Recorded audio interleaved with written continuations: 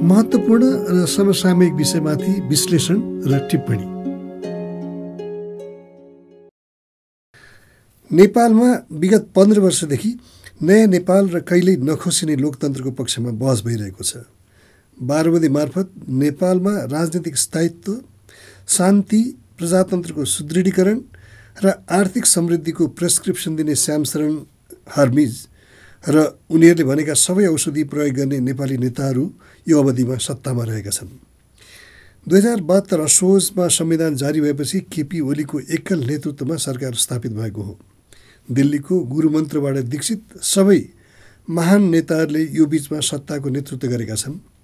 गिरिजाप्रसाद कोइराला, पुष्पकमल दाहाल, माधव कुमार नेपाल, बाबुराम भट्टराई, खिलराज रेग्मी जो प्रधान न्यायाधीश पनि थिए, झलनाथ खनाल, सुशील कोइराला, शेरबहादुर देउबा र ओलीको नेतृत्वमा बनेका सरकारमा सबै दलले पालो पाएका छन्। संघीयताको कट्टर विरोधी चित्रबहादुर केसीदेखि सनातनी र राजतन्त्र पक्षीय कमल थापा लगायतले 63 को बाह्य जगतबाट निर्देशित एजेन्डालाई र त्यसलाई बोक्ने नेपाली नेताहरूलाई अनि 2072 को संविधानलाई प्रकारान्तरले अनुमोदन गरेका छन्। सत्तामा सहभागी विभिन्न नेताहरूसँग 2072 को निर्वाचनपछि दूधमा पानी घोलिए चाहिँ मिल्ने प्रतिबद्धता जनाएका ओली र दाहाल बीच फाटो आएको छ। त्योसँगै ओलीले उनको विरोधमा लागेको आफ्नै दलका नेताहरूलाई एक किसिमले भारत परस्त भएको आरोप लगाएका छन्। दिल्लीको नेपाल हाँक्ने बाबुहरू जो 63 माथि उल्लिखित सबै नेताहरूलाई हाँक्दै आएका छन्, अब भन्न थालेका छन् नेपाल चिन्मय भइसक्यो। त्यसमाथि ओली त झन् बढी नै। ओलीले हिजो भारतद्वारा लगाइएको नाकाबन्दीमा जसरी नै यसपल्ट सीमा विवादमा भारतलाई हस्तक्षेपकारी भन्दै भू अखण्डता र राष्ट्रियताको बचाउमा अन्तिम साससम्म लड्ने प्रतिबद्धता व्यक्त गरेका छन्। तर प्रश्न उठ्छ, ओलीले आफूलाई प्रखर राष्ट्रवादीको रूपमा प्रस्तुत गर्दा उनलाई नयाँ नक्सा र राष्ट्रिय निशान संशोधनमा एक मतले समर्थन गर्ने आफ्नै दलका नेताहरू कसरी राष्ट्रघाती बन्न पुगे? अर्को अर्थमा भारतको 12 बुँदे एजेन्डा मार्फत राजसंस्था हटाई लगातार आलो पालो सत्ताको नेतृत्वमा र निर्णायक तहमा बस्नेहरू कसरी राष्ट्रवादी भए? टनकपुर सहमतिको विरोध गर्ने मदन भण्डारीका निकटतम अनुयायी भएको महाकाली सन्धिका निर्णायक एडभोकेट ओली कसरी दावी गर्दैछन्? अर्को रूपमा यो प्रश्नलाई यसरी पनि उठाउन सकिन्छ, के माथि उल्लिखित कुनै पनि नेताहरूलाई नेपालप्रति वफादार रहेको या नेपाली राष्ट्रवादलाई प्रतिनिधित्व गरेको नेता मान्न सकिन्छ? ओली स्वयंका खल्तीमा अनेक सर्टिफिकेट छन्। महाकालीको समर्थक र भारतीय नाकाबन्दी विरोधी। पहिलो सर्टिफिकेट नच्याती या त्यसमा माफी नमागी अहिलेको उनको राष्ट्रवादी पहिरन स्थायी रूपमा अडिएला उनको शरीरमा। राष्ट्रवादमा रणनीति हुनसक्छ, तर राष्ट्रवाद रणनीतिक मात्र हुन सक्दैन। यस अर्थमा ओली भाग्यमानी देखिन्छन्। हिजो महेन्द्र राष्ट्रवादको अपर्याप्त र कुव्याख्या गर्ने ओली आबद्ध नागरिक समाज ओलीलाई न भूतो न भविष्यते राष्ट्रवादीका रूपमा प्रस्तुत गर्दैछ सामाजिक सञ्जाल मार्फत अहिले। तर 12 बुँदेको साझेदार नागरिक समाज अन्ततः राष्ट्रिय स्वतन्त्रता, स्वाधीनता, सार्वभौम सत्ता र मुलुकको सामूहिक आत्मनिर्णयको अधिकार विरोधी नै स्थापित हुनेछन्।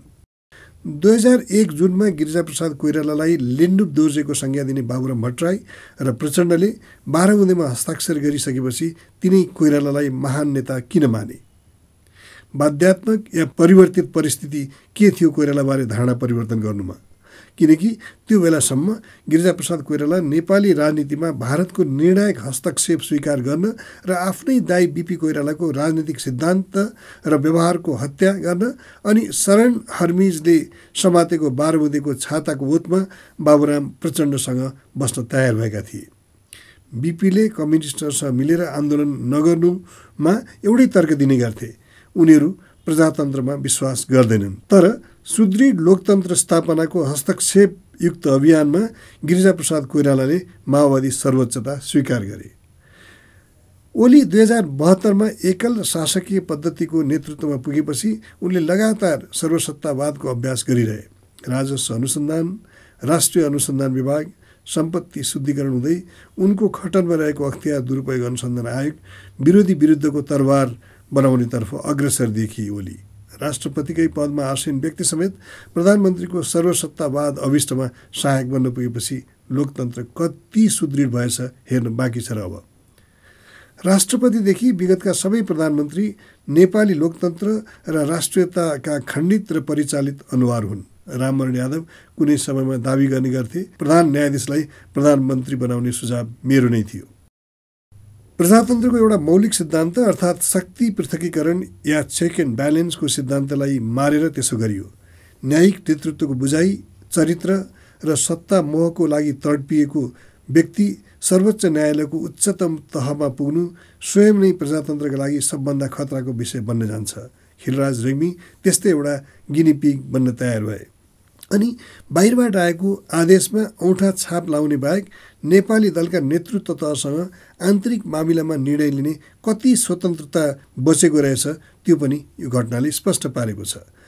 लोकमान सिंह कार्कीलाई कुनै पनि हालतमा अख्तियार प्रमुख हुन दिन्न भनी केही नागरिक समाजका अनुहारलाई राति 10 बजे आश्वासन दिएका यादवले भोलिपल्ट बिहान 7 बजे तिनै कार्कीलाई प्रमुख मात्र बनाएनन्। रुन्चेश्वरमा नागरिक समाजका अनुहारहरूलाई आफूले सक्दिन भन्न नमिल्ने गरी भारतको उच्चतम तहबाट आग्रह आएको खुलासा पनि गरे। ओली र कुनै पनि ठुलो दलका नेता यो तथ्यबारे अनभिज्ञ छैनन्, तर कसैले पनि यसलाई राष्ट्रिय स्वतन्त्रताको अवमूल्यन मानेनन्। रामवरण यादव नेपालबाट बनारस हुँदै त्यहाँका तत्कालीन भारतीय राष्ट्रपतिको जहाजमा लिफ्ट लिएर दिल्ली पुगेका थिए प्रधान न्यायाधीशलाई प्रधानमन्त्री बनाउने अर्को प्रयोगमा अनुमोदन खोज्न। अहिलेको प्रखर राष्ट्रवादी ओलीले त्यो कदमको विरोध गरेनन्। सर्वसत्तावाद तथा न्यायपालिकाको स्वतन्त्रता विरुद्ध त्यो प्रयोगपछि ओलीका लागि सर्वसत्तावाद अभ्यास गर्ने ढोका खुलेकै छ। संसद अधिवेशन 81 स्थगित गरी अध्यादेशबाट शासनको कुचेष्टा, जवाबदेही र प्रजातान्त्रिक पद्धतिको उपहास हो। जुन हतारमा राष्ट्रपति विद्यादेवी भण्डारीले सदन स्थगनको मन्त्री परिषद प्रस्तावमा हस्ताक्षर गरिन्, त्यसले ओली र उनी बीच आउने दिनका लागि पनि केही समझदारी भएको स्पष्ट सङ्केत गरेको छ। सदनलाई अनायास स्थगित गरी अध्यादेश मार्फत शासन गर्ने सोच नै खोटो र लोकतन्त्र विरोधी सोच हो। 2061 माघ 19 को कदम नेपालको तत्कालीन संविधानको गलत व्याख्यामा आधारित थियो, तर अहिलेको ओली प्रयोग संविधानवादप्रतिको घृणापूर्ण नियतबाट निर्देशित रहेको स्पष्ट बुझ्न सकिन्छ। दल विभाजन सम्बन्धी हिजो ल्याइएको र जनदबावमा निरस्त गरिएको अध्यादेश हिजो पनि ओलीको राजनीतिक दुस्साहस र राष्ट्रपतिको अनुमोदनको बाई प्रडक्ट थियो भने भोलि पनि बालुवाटार र शीतल निवासको सहकार्यको रणनीति अनुसार त्यसले जीवन्तता पाउनेछ। अहिलेको परिस्थितिलाई विश्वकै उत्कृष्ट मानिएको संविधानले के संविधानवादको मर्म न्यायोचित र कानुनी हिसाबले सम्बोधन गर्ने हैसियत राख्छ? त्योभन्दा पहिला नेकपाका बहुसङ्ख्यक सदस्यहरूले राजीनामा मागेपछि संसदको अधिवेशन स्थगित गरेका ओलीले के राजनीतिक कदम उठाउलान्? उनीसँग के कस्ता विकल्प उपलब्ध छन् र ती विकल्पको प्रयोग उनले कानुन सम्मत तरिकाबाट गर्लान् या बल मिच्याइबाट, त्यो हेर्नु जरुरी छ। स्थायी समितिको नसियत या सरकार र दललाई कुशल नेतृत्व दिन नसकेको भन्दै अब उपरान्त पार्टीको निर्देशन अनुसार सरकार सञ्चालनको नेतृत्व गरिरहनु भन्ने निर्णय आउनु ओलीको लागि ठूलो अवसर मानिन्छ अहिलेको परिस्थितिमा। तर संख्यात्मक हिसाबले जति प्रखर रूपमा ती आलोचनाका स्वर गुन्जे त्यसबाट ओलीप्रतिको सद्भाव दलभित्र न्यून रहेको बुझ्न कठिन छैन। ओलीले दुवै पदबाट राजीनामा गर्नुपर्ने अडानले अन्ततः भोलि राष्ट्रपति विद्यादेवी भण्डारीलाई पनि प्रभावित गर्नेछ भन्ने बुझ्न कठिन छैन। सत्ता नछोड्नका लागि ओलीले कोभिड-19बाट उत्पन्न परिस्थितिबाट पनि फाइदा लिनुपर्नेछ। सर्वसत्तावादको अभ्यासमा उनको सरकारले सेना परिचालनमा त्यसका प्रमुखको भूमिकालाई सहित अवमूल्यन गरी न्याय कानुन बनाएको छ। पार्टीले ओलीलाई माफ नगरे सङ्कटकाल लगाई सेनाको सहयोगबाट शासन गर्ने घातक बाटो उनले अँगाल्ने छन्। यद्यपि सेना स्वयंले त्यो संविधान विरोधी कदमप्रति कस्तो धारणा राख्ला हेर्न बाँकी छ। यी दुई विकल्प सहज नहुँदा ओलीले नयाँ आउने अध्यादेश मार्फत दल विभाजन आफू अनुकूल सहज बनाई हालै दर्ता गरिएको नेकपा एमालेमा आफ्ना सांसद सहित प्रवेश गरी नेपाली काङ्ग्रेसमा मिलेर सरकार गठन गर्ने सम्भावना छ र त्यो नहुँदा माधव नेपाल र प्रचण्डलाई सत्ताको नेतृत्व लिनबाट रोक्न देउबाको नेतृत्वमा सरकार गठन गर्ने जस्ता सम्भावनाहरू देखिन्छन्। तर निकै हदसम्म अर्थात् 12 बुँदेयताको राजनीतिमा नेपाली काङ्ग्रेस पनि अरू दल जस्तै भारत परस्त भएकोले भारत ओली देउबा बीचको सहकार्यमा कति सकारात्मक होला आफैमा कठिन प्रश्न हो। विश्वकै उत्कृष्ट भनिएको यो संविधानले के बाटो देखाउला सङ्कट मोचनमा? यो व्यवहारमा प्रधानमन्त्री पद्धति भएकोले संविधानले सदन विघटनको कल्पना नगरे तापनि त्यसको मूलमा रहेको प्रधानमन्त्रीको विशेषाधिकार अर्थात् प्रेरोगेटिभको को प्रयोग मार्फत विघटन निषेधित हुँदैन भन्ने कानुनी परामर्श पनि प्रधानमन्त्री ओलीलाई प्राप्त भएको बुझिएको छ। त्यसैले विवश भएर त्यस्तो कदम नआउला भन्ने भविष्यवाणी गर्न मिल्दैन। शीतल निवासमा भण्डारीको उपस्थितिले ओलीको आत्मविश्वास र आफूले उठाएको राजनीतिक कदमको अनुमोदन हुने परिस्थिति निर्माण गरेको छ। स्थायी समितिले भारतसँगको सीमा विवादबारे छलफल गरी मिलेनियम च्यालेन्ज कर्पोरेसनसँग नेपालले गरेको 50 करोड डलर अनुदान सम्बन्धी बहस हुने अड्कलबाजी अझै रहेको बेला प्रधानमन्त्रीले नेकपाकै नेताहरू भारतसँग मिलेर उनको सरकार ढाल्न लागि परेको आरोप लगाएका छन्। अब विवाद एजेन्डा बाहिर छ। ओली पदमा बस्ने कि निस्कनेमा सीमित भएको छ र ओली संरक्षणका लागि सबभन्दा बढी शीतल निवासमा भर परेका छन्।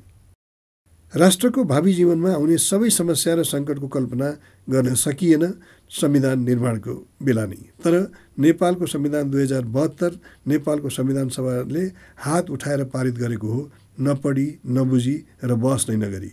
संविधान निर्माणमा न्यूनतम दायित्व पुरा नगरी अनौपचारिकतामा बनाइएको संविधान व्यक्तिको महत्त्वाकांक्षा पुरा गर्न सहायक होला त्यसको दुरुपयोगद्वारा, तर राष्ट्रिय सङ्कट समाधानमा त्यसले कुनै सकारात्मक र निर्णायक भूमिका खेल्न सक्ने छैन। 2072 सालमा त्यसलाई कमसेकम सदनभित्र रहेकाहरूले विश्वकै उत्कृष्ट संविधान भने पनि त्यसको परीक्षण अब सुरु भएको छ। उत्पन्न परिस्थितिलाई समाधान दिन नसक्ने र त्यो संविधानभन्दा माथि रहेर बालाटार र शीतल निवास नयाँ राजनीतिक र दलीय समीकरण बनाउने प्रयासमा जुट्नु वर्तमान संविधानको औपचारिक विदाई साबित हुनेछ। त्यसका निमित्त पात्र ओली र राष्ट्रपति माने पनि त्यसको नाममा व्यक्तिगत दलीय र भागभण्डाको राजनीति गर्ने राजनीतिक परिवर्तनका लागि विदेशी गुहार्ने सबै दल र नेताहरू अर्थात् त्यस अर्थमा सबै लेन्डुपहरू सामूहिक रूपमा दोषी मानिनेछन्।